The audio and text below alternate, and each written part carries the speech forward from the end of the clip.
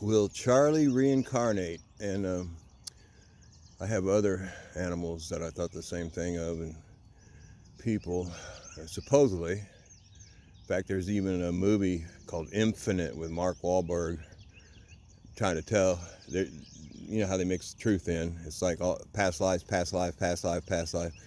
You know, all these millions of lives some of us can live, and thousands of lives.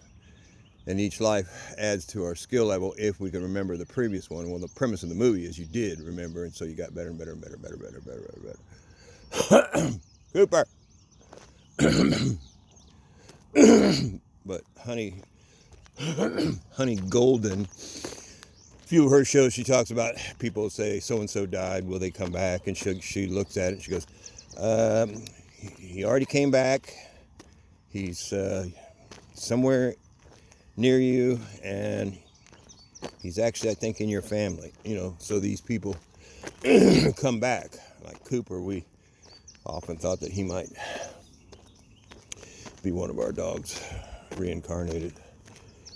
But I heard in other teachings that we all keep coming here for different lessons, and we rise up, and you start out. Starting point is you start out with being a rock. And my wife saw a vision of that, her being a rock at one time, where you're just a rock. You're sitting there and taking it all in and blah, blah, blah. And then you move up to plant level, then you move up to animal level, and different animals and so forth. And I was told that the dog is the last animal you incarnate into before you can choose to be a human. Because when you're at the dog level, the idea is you got to learn love. You got to learn love. And the idea is dogs, we love them so much, and they unconditionally love us. And so that is if they get loved in their life, like Charlie surely was, and Rufus, and all the animals we've had that have died, they can choose to come back this next time around as a human if they want, or they can come back as an animal again. So I guess you could use your pendulum or lean test or arm test, which is kinesthesiology. I've been on the kinesthesiology for forever, probably 20 years at least. It's where you hold something up to your chest, and then somebody tries to push your outstretched arm down. And if they can push it down, the thing you're holding against your chest is not good for you. And if it stays strong, then it is. And you can test how many pills to take. It goes weak, goes on 1, goes weak on 5, goes weak on 10. Then you say 15, and you get strong. Then you know you're supposed to take 15. That kind of thing. You can go to the store, say, should I buy that watermelon? Weak. That watermelon? Weak. That watermelon? Strong? Okay, buy that one. Kinesthesiology, or muscle testing as people call it, or arm testing, has been used for a long time. And I never could understand why they don't use that to solve all crime. You could spell out the guy's name who did the crime and his address with kinesthesiology. It'd be so simple. Just show a globe. Is he on the left side or the right side? Left side, okay. Is he top or bottom? Bottom, okay. And then you start narrowing it down, and then you get the state, the city, and then spell out the address and go get him. Missing persons.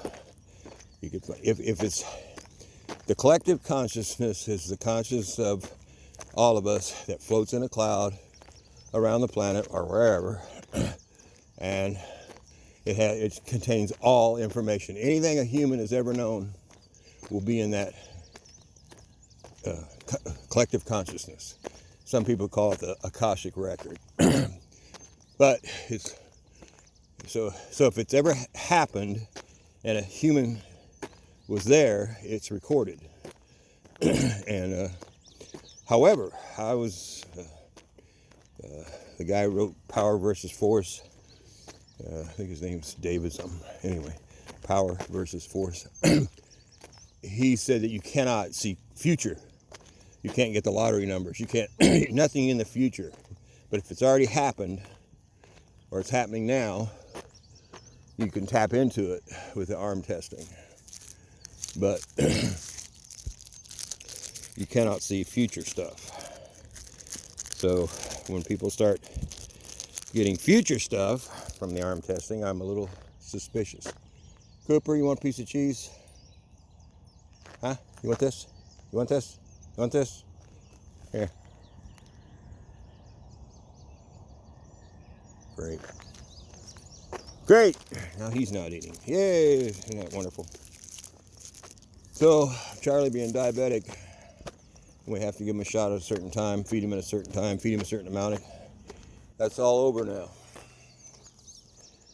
And I'm just kind of walking around dazed. It's just like our world changed when Charlie moved on. And it just seems weird. It's just like that I'm on a different planet now. It's just really weird. But anyway, the world keeps spinning. Everybody I know keeps saying you can get Michael Jaco on YouTube under Lemon Candy. Lemon Candy. And I usually can't stand 107 because he drones on and on. But the latest conversation with Michael Jaco, he actually made some sense and said that don't give up hope. It's all happening. It can't go any faster than it's going. The consequences of going too fast could be really bad. So that's why it's going the way it's going. It's event driven. Events have to happen before the next event can happen.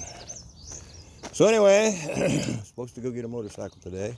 The guy said come and get it, but he didn't give me the address. Is that a sign? Don't know.